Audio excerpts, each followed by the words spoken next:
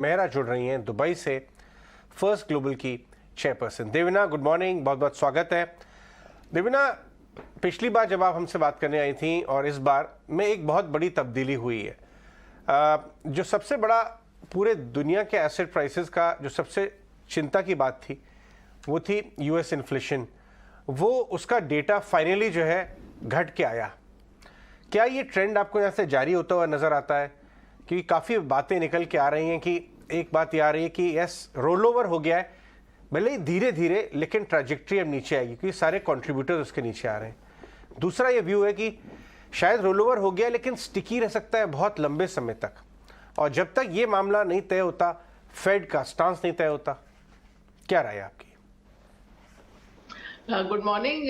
जी हाँ, अभी इन्फ्लेशन का जो लास्ट नंबर आया है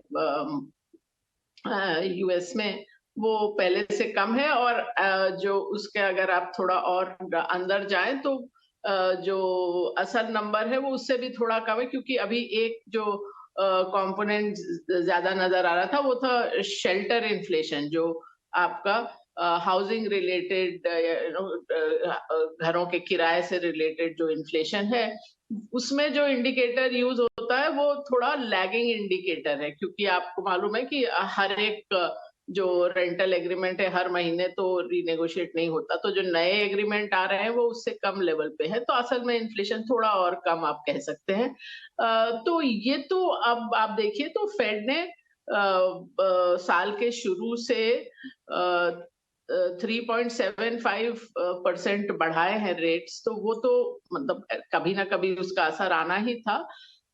तो वो पीक तो निकल गई, लेकिन ये भी एक बात है कि आप इतिहास देखें तो जब इन्फ्लेशन इस लेवल तक आता है तो वो 1-2 तिमाही में आप 2% के आसपास आ जाएंगे, वो नहीं होने वाला। और वो सबको ही मालूम है, फेड को भी मालूम है, फेड का भी यही मानना है कि 2025 के लगभग हो जाएगा अगर आप 2% तक की उम्मीद रखें।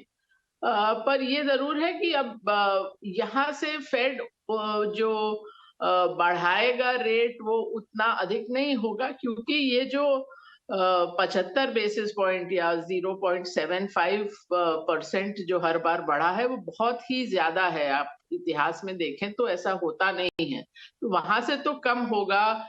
बीच में मुझे लगता है कि कुछ टाइम रुकेगा भी।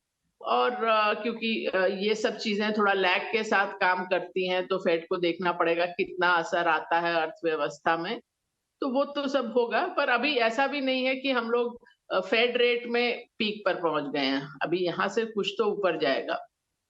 हाँ, लोरेटा मिस्टर जो थी वो फेड की एक सीनियर ऑफिशियल, उन्होंने कहा कि यहाँ से रेट हाइक्स अब धीमी गति से होने चाहिए।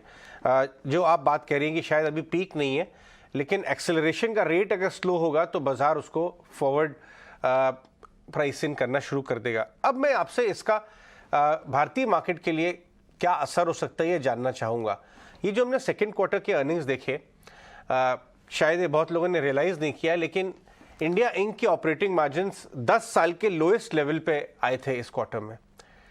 आपको लगता है ये मार्जिन प्रेशर 1-2 क्वार्टर और जारी रहेगा, या यहां से इस क्वार्टर ऑनवर्ड्स, जो अब दिसंबर क्वार्टर आएगा, Q3 onwards, peak of margin pressure हमारे पीछे है और यहां से मार्जिन थोड़ा थोड़ा इंप्रूव हो जाएंगे क्योंकि सारी cost, raw material, packaging, transportation सब उतर गई है ऊपर से? हाँ, आपकी बात ठीक है, क्योंकि ये साल रहा है ये बहुत सारा कमोडिटी प्राइसेस में बढ़त का रहा है। तो कमोडिटी प्राइसेस जब बढ़ते हैं तो बहुत सारे उद्योग ऐसे हैं जिनके मार्जिन पर प्रेशर आता है, जिनके मार्जिन कम होते हैं।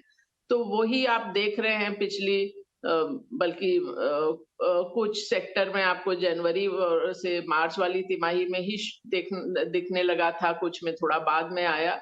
तो वो तो एक डायरेक्ट ही रहा है। और आपकी बात ये भी ठीक है कि काफी कमोडिटीज के भाव अब वहां से कम हो गए हैं। और अब तो क्रूड भी कम हो गया है, जो ट्रांसपोर्टेशन के थ्रू सभी पर उसका असर आता है, सभी उद्योगों पर। तो यहाँ से मार्जिन प्रेशर पे तो कुछ ना कुछ रिलीफ एक तरह से आनी चाहिए उद्योगों के लिए। तो वो तो मेरे ख्याल से थोड़ा बेटर होगा अगली तिमाही में।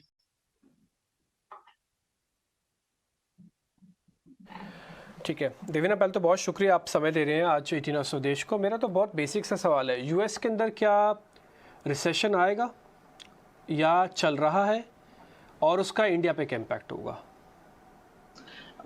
यूएस में रिसेशन कुछ हद तक अगर आप पहले की डेफिनेशन से देखें कि 2 तिमाही में जीडीपी नेगेटिव रहे तो वो रिसेशन कहलाता है, तो वो तो आ चुका है। पर लेबर मार्केट में अभी भी जॉब्स काफी थे, तो इसलिए फेड बोल रहा था कि ये रिसेशन नहीं है। लेकिन अभी जो इंडिकेटर जो मैंने करीब कुछ हफ्ते पहले लिखा था कि एक जो इंडिकेटर जो कभी फेल नहीं किया कि अगर 3 महीने वाली यील्ड 10 साल की यील्ड से ऊपर जाती है तो रिसेशन तय है। मतलब वो अभी तक कभी ऐसा हुआ नहीं कि वो इन्वर्ट हुआ हो उस लेवल पे और उसके बाद रिसेशन ना आया हो। तो लेकिन अब बाजार और अर्थव्यवस्था 2 अलग चीज है। ये चीज मैं काफी दिनों से लोगों को समझाने की कोशिश कर रही हूँ कि चाहे भारत हो, चाहे अमेरिका हो, चाहे चाइना हो, फॉर दैट मैटर चीन हो, तो वो अर्थव्यवस्था अलग चीज होती है और बाजार अलग चीज होती है। तो बाजार अर्थव्यवस्था में अभी अमेरिका में आपको एक तरह से अभी आपका बॉटम नहीं हुआ है। अभी आपको थोड़ा और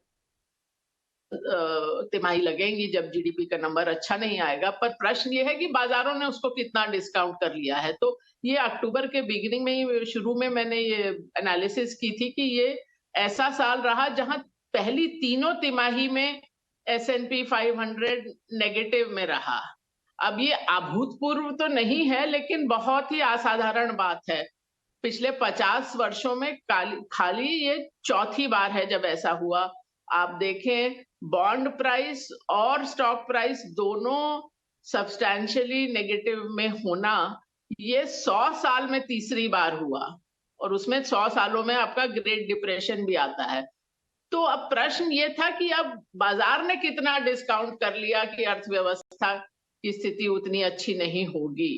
तो जहां तक मेरा सोचना था कि ये बाजार ने डिस्काउंट कर लिया है और वहां से आप देखिए तो अमेरिकन बाजार काफी चले हैं सितंबर एंड से लेके अब तक। और भारत का जहां तक सवाल है, सीधा सीधा असर तो थोड़ा कम ही है, बहुत अधिक असर तो नहीं आता है क्योंकि हम लोग बहुत बड़े एक्सपोर्टिंग वाले देश तो है नहीं। और आप एक तरह से देखें तो जो अगर विश्व में स्लो डाउन आता है तो उससे एक हम लोग को फायदा भी होता है, वो है अगर क्रूड की डिमांड घटती है, क्रूड के भाव घटते हैं तेल के, तो वो भारतीय अर्थव्यवस्था के लिए, भारतीय कंपनीज के लिए अच्छा होता है। तो वो एक पॉजिटिव भी होता है। और जहां तक मतलब अर्थव्यवस्था और बाजार का अलग अलग होने की बात है, आप चीन को देखिए। चीन जो 2007 का उनका पीक था, वहां से बाजार आधे पे है, जबकि उतने समय में अर्थव्यवस्था 6.5 गुना हो गई है, उनकी जीडीपी 6.5 गुना हो गया है, पर बाजार आधे पर है। तो इसलिए आपको बाजार और अर्थव्यवस्था को कुछ हद तक अलग देखना पड़ता है, जबकि हम लोग हमेशा चाहते हैं कि हर बाजार का जो उतार चढ़ाव है उसको हम लोग अर्थव्यवस्था से किसी तरह से कोरिलेट कर लें, पर हमेशा ऐसा होता नहीं है।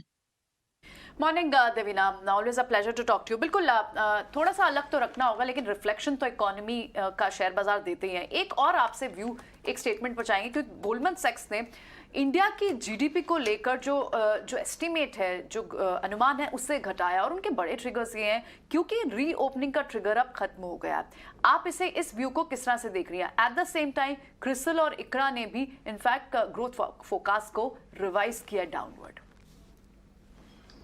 जी, मैंने तो जब साल के शुरू में से ही मैं कह रही हूँ कि जो ग्रोथ फोरकास्ट है वो थोड़ा अधिक है जितना होना चाहिए। और आप पिछले सालों में भी देखें तो पूरे साल भर यही चलता है कि लोग थोड़ा हाई से शुरू करते हैं और फिर उसको धीरे धीरे धीरे साल भर में कम करते रहते हैं। पिछले साल भी बिल्कुल यही पैटर्न रहा। हम लोग ने शायद 9.5% से शुरू किया था और तो वो मुझे कभी लगा ही नहीं था कि जो शुरू में फोरकास्ट किया गया है। तो और वैसे भी मैं ये सब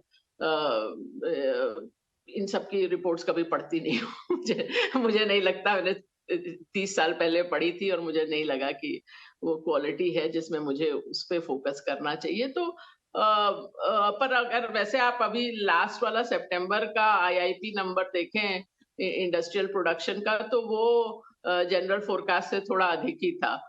तो मुझे नहीं लगा था कि जो साल के शुरू का फोरकास्ट है वो लास्ट करेगा। तो वही आप देख रहे हैं, वो धीरे-धीरे वो आप कंपनी एस्टिमेट्स में भी देखें तो अधिकतर ब्रोकिंग हाउसेस का यही रहता है कि आप शुरू एक जगह से करते हैं, धीरे-धीरे उसको कम करते रहते हैं। तो जिससे जब वो आता है तिमाही का रिजल्ट, तब लगता है कि हाँ, हम उसके आस-पास थे, पर जब आप कुछ महीने पहले जाएँगे तो वो उसके आस-पास नहीं था। राइट। तो पर अभी मतलब आप अगर 6 महीने पहले से अब की स्थिति देखें तो अर्थव्यवस्था में भी भारत की कुछ तो अच्छा हो ही रहा है, क्योंकि ऐसी स्थिति थी पहले जब जो सबसे जो नीचे का तबका था उनके लिए बहुत ही ज्यादा मुश्किल थी। आप देखें नरेगा में जॉब्स के लिए, या आप टू व्हीलर का नंबर देख लीजिए, पिछले साल टू व्हीलर का नंबर जो था वो 10 साल पहले के वॉल्यूम पे था। इतनी खराब स्थिति थी। तो वहां से तो अब थोड़ा बेटर हुआ ही है। और लिस्टेड कंपनीज, जैसा कि मैं कहती हूँ, वैसे भी थोड़ा जो ऊपर के आय वाला वर्ग है उसको केटर करती हैं, तो उनके लिए तो वैसे भी स्थिति उतनी खराब नहीं थी जितनी कि पूरी अर्थव्यवस्था की थी। पर मैं फिर भी ये बोल दूं कि अभी भी हमारी पर कैपिटा इनकम 2019 की लेवल को क्रॉस नहीं कर पाई है। तो अभी भी ऐसा नहीं है कि अर्थव्यवस्था में सब कोई बहुत अच्छा कर रहे हैं। देवेना, आपने सही कहा। इनफैक्ट अगर हम वॉल्यूम ग्रोथ देखें कंज्यूमर कंपनीज की बीते हुए क्वार्टर में, तो कमेंट्री भी यही बता रही थी। अभी मेहता साहब, संजीव मेहता से बातचीत हो रही थी कि कहीं ना कहीं नीचे तबके में बाइंग परचेजिंग हिट हुई है, पावर हिट हुई है, और वो अपने डिसीजंस को, इनफैक्ट कल जेफ बेजोस ने अमेरिकन को भी यही कहा कि कंज्यूमर ड्यूरेबल मत खरीदिए, टीवी फ्रिज मत खरीदिए, आगे बहुत बड़ी मंदी आने वाली है। आपने शायद ये कमेंट्री पढ़ी होगी। बट भारतीय कंज्यूमर्स जो है पहले ही कॉशियस हो गए सेविंग्स को पकड़ के कि जब तक आमदनी की विजिबिलिटी नहीं आती है हम खर्चा नहीं करेंगे। लेकिन जीएसटी कलेक्शंस जो हैं वो तो फॉरवर्ड लुकिंग अर्निंग है नहीं, वो तो एक्चुअल पेड टैक्स है। उसकी ट्रेजेक्टरी क्या बता रही है आपको आगे आने वाले कुछ महीनों और क्वार्टर्स के लिए? जो चीज मैंने लिस्टेड स्पेस के लिए कही वो कुछ हद तक पूरे के पूरे जो ऑर्गेनाइज सेक्टर है उसके लिए लागू होती है कि डीमोनेटाइजेशन और जीएसटी के बाद अर्थव्यवस्था में जो अनऑर्गेनाइज सेक्टर था वो ज्यादा हिट हुआ। बहुत सारे बिजनेसेस बंद ही हो गए, और कोविड के बाद तो और भी ज्यादा। तो वो सारा जो बिजनेस था वो धीरे धीरे ऑर्गेनाइज सेक्टर की तरफ गया है, और जो कि आपको जीएसटी कलेक्शंस में नजर आ रहा है वो एक चीज। और दूसरा, जैसा कि मैंने कहा कि जो ऊपर का तबका है, जो ऑर्गेनाइज सेक्टर एम्प्लॉइज हैं जैसे कि, उनके लिए ये समय अच्छा रहा है। इसीलिए आप अगर कार्स में देखें तो जो ज्यादा महंगी गाड़ियां हैं, एसयूवीज हैं, वो बिक रहे हैं, लेकिन एंट्री लेवल कार उतनी नहीं बिक रही है। तो वो आपको सीधा सीधा बताता है कि अर्थव्यवस्था में कहाँ क्या हो रहा है।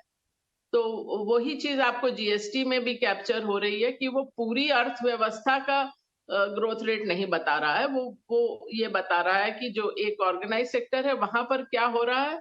और दूसरी बात यह है ऑफ कोर्स कि अगर मुद्रास्फीति की दर बढ़ती है, इन्फ्लेशन बढ़ती है, तो ये सब चीजें नॉमिनल होती हैं। तो अगर आपका इन्फ्लेशन 7% होगा तो वो सीधा सीधा जीएसटी के ग्रोथ में आ जाएगा।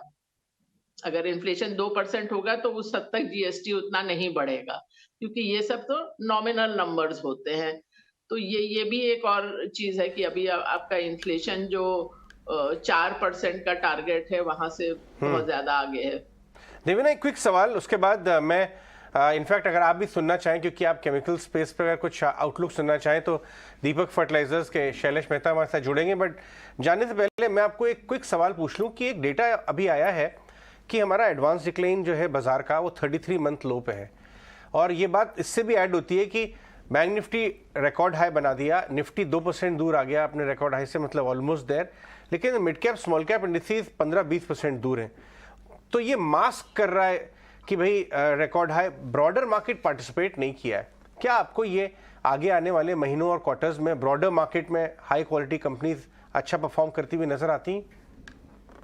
इस साल के शुरू से मैंने कहा था कि बाजार मुझे अच्छा लगता है और ये लगता है जरूर कि वो ग्लोबल मार्केट से तो बहुत ज्यादा अच्छा करेगा, आउट परफॉर्म करेगा, जो कि अब तक की स्थिति रही है।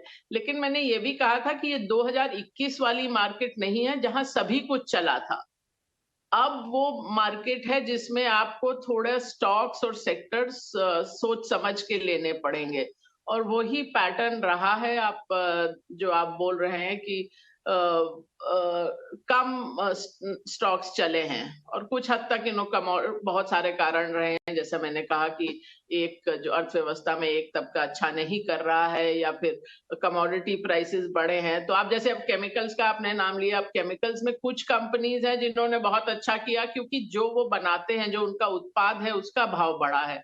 जबकि बहुत सारी दूसरी केमिकल कंपनीज हैं जहां मार्जिन्स घटे हैं, क्योंकि जो केमिकल वो लोग इस्तेमाल करते हैं अपना उत्पाद बनाने के, उसका भाव बढ़ा है। तो वो आपको इस साल बहुत ही सोच समझ के चीजें लेनी पड़ी। और वैसे ये भी मैं बता दूं कि अगर आप NSE 500 में देखें, तो वो जो जितना मूव रहा है, उसमें लगभग कुछ समय पहले, मैंने करीब महीना भर पहले देखा था, उसमें आधा तो केवल एक ग्रुप के स्टॉक्स के कारण रहा है। तो वो उससे भी काफी कुछ स्क्यू हुआ है। ओके, पर अभी देवना, मतलब ब्रॉडर मार्केट पहले से तो बेहतर लगती है, अगर आप फिर भी आपको चुनाव सोच समझ के करना है। बिल्कुल। बहुत बहुत शुक्रिया देवीना आज हमसे मिलने के लिए और बात करने के लिए। इनफैक्ट मिलने से याद आया कि लास्ट टाइम आप एक वर्ल्ड विंड टूर पे बॉम्बे आई तो हम आपसे मिल नहीं पाए, इस बात का दुख है, लेकिन नेक्स्ट टाइम जरूर। बहुत बहुत शुक्रिया। बिल्कुल बिल्कुल। सिर्फ एक दिन के लिए आई थी वो, और इससे पहले मैं उन्हें मैसेज करता तब तक वो वापस दुबई पहुंच चुकी थी। लेकिन अगली बार का वादा है हमारी मुलाकात का, यहाँ आप अगली बार में, जब भी आए एक दिन प्लीज हमारे लिए भी जरूर लेकर आए स्टूडियोज में। जरूर। चलिए आगे बढ़ते हुए एक